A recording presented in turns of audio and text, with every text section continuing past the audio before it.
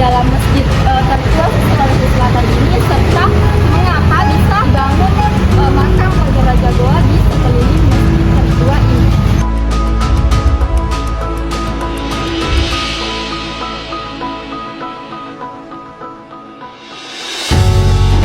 Dan uniknya, setiap pintu ini dilengkapi dengan tulisan kaligrafi yang terjemahannya adalah bahasa Makassar.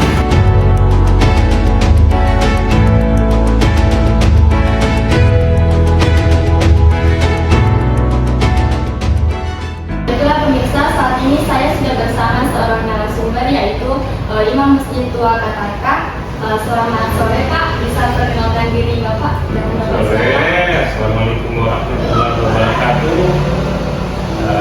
Nama asli saya Haji George Faisal Sirajuddin PLC. Bisakah Bapak menceritakan sejarah singkat berdirinya Masjid Tua Kataka? Berbicara tentang berdirinya Masjid Tua Kataka itu tidak terlepas dari sejarah masuknya Islam di tanah Goa ini. Ya. Sebagaimana kita ketahui dari catatan sejarah, baik itu catatan sejarah nasional ataupun catatan sejarah kerajaan Goa sendiri, bahwa yang pertama memasukkan Islam Raja Goa yang itu bernama Imam Radia. Beliau kedatangan seorang penyebar agama Islam dari Potong Minangkabau. Beliau bernama Khatib Tunggal atau Datuk Bandar. Atas jasa Datuk Bandar ini akhirnya Raja Sultan Alauddin memeluk agama Islam.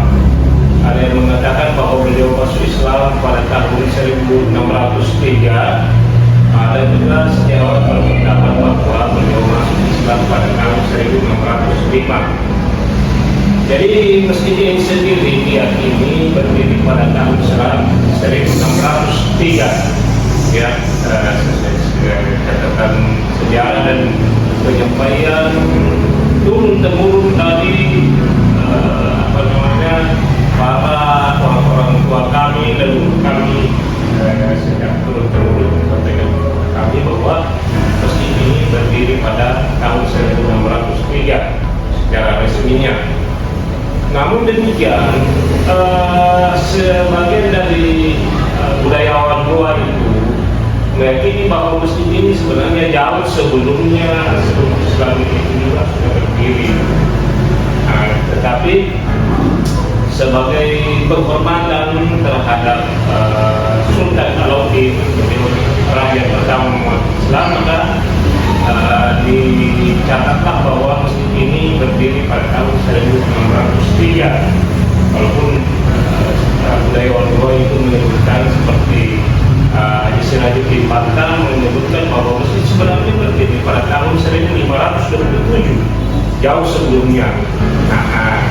Hanya saja pada tahun-tahun sebelumnya berdiri itu masih terbuat dari pohon kayu katangka.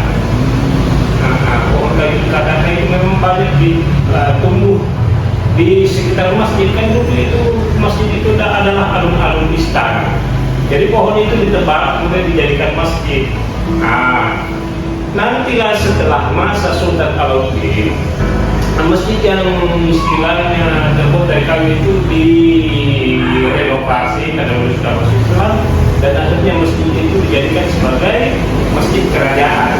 Dibuatlah bentuknya seperti yang sekarang ini, temboknya sudah terbuat dari batu merah, yang sebelumnya hanya dari pohon kayu katangka. Nah itu dia namanya awal mula berdirinya Masjid Tua Katangka. Selanjutnya Pak, apakah arsitektur masjid ini semuanya masih asli dari awal pembangunan atau sudah pernah dilakukan renovasi? Ya. Kalau dikatakan asli sejak dibangunnya, tentu itu ya bisa kita katakan 100% kalau kita katakan bahwa itu 90% masih asli dan bentuknya dari zaman kerajaan, ya benar. Nah, pada kenyataannya seperti saya sebutkan tadi ya, bahwa sebelum tahun 1603 masjid sudah berdiri, dan cuma kan bentuknya masih kayu semua, ya kan, masih kayu baru. Nah, setelah sahnya berdiri 1603 itu baru dalam bentuk tembok. Nah, itu kan sudah terjadi perubahan, ya kan, sudah terjadi perubahan pada zaman kerajaan. Nah, kemudian di zaman kerajaan itu sendiri, ya, pada tahun 1886 Sultan Abdul Qadir Aidin melakukan renovasi terhadap masjid ini. Dia tambah lagi bagian depan, ya, yang dulunya pada masa Sultan Alauddin masjid ini berukuran 13 kali 13 meter, ya. Tetapi setelah Sultan Abdul Qadir Aidin menambah bangunan ini, dia tambah yang di serambi di depan itu dia tambahin. Akhirnya sekarang ini sudah bertambah 3 meter, ya, yang di depan di serambi itu tambahannya pada tahun 1886. Selain itu, sebelumnya awal-awal berdirinya masjid ini kan atapnya itu terbuat dari kayu sirap, ya, kayu sirap itu atap seperti kayu yang terpasang pada balak dokoa. Namun pada tahun 1886 itu Sultan Abdul Qadir Aidin yang saya sebutkan ini juga melakukan rehabilitasi atau perbaikan terhadap atap. Dia ingin supaya masjid kebanggaan kerajaan Goa ini lebih kuat dari istana, baik itu dari temboknya maupun dari atapnya. Maka didatangkanlah genteng langsung dari negeri Belanda, meminta kerajaan Belanda untuk memberi genteng ini. Makanya di masjid itu sampai sekarang terpasang genteng buatan Belanda. Kan di Masjid Tomat Tangga ini tuh dikelilingi oleh makam raja-raja Goa, Pak. Di sini saya ingin bertanya, Pak, mengapa kemudian di masjid ini dibangun makam raja-raja Goa di sebelumnya? Sebagaimana kita lihat pada faktanya, pada awalnya masjid ini dibangun oleh Sultan Alauddin itu tidak ada makam di sekitarnya. Jadi awalnya itu pada tahun 1603 masjid itu cuma memiliki satu pintu dan mengarah pintunya itu mengarah ke selatan, ya. Jadi awalnya ini masjid berdiri mengarah ke selatan. Kaum muslimin ketika akan mengambil air wudhu itu di Gunung Lompoa, sekitar 100 meter dari bukan 100 meter dekat dari masjid. Dan makanya pada masa berikutnya sekitar 1800-an itu raja-raja berikutnya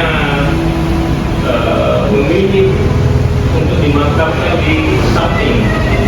Nah, di samping bagian selatan itu, sehingga akhirnya mereka mengubah pintu menghadap ke arah timur. Agar terus ke selatan. Sehingga raja-raja berikutnya memilih dari dekat ke masjid dimakamkan. Kenapa seperti itu? Karena sesuai dengan informasi dan perkembangan Islam yang mereka terima, bahwa masjid di Madinah itu di samping masjid, di sebelah kiri masjid itu terdapat makam para sahabat Nabi dan istri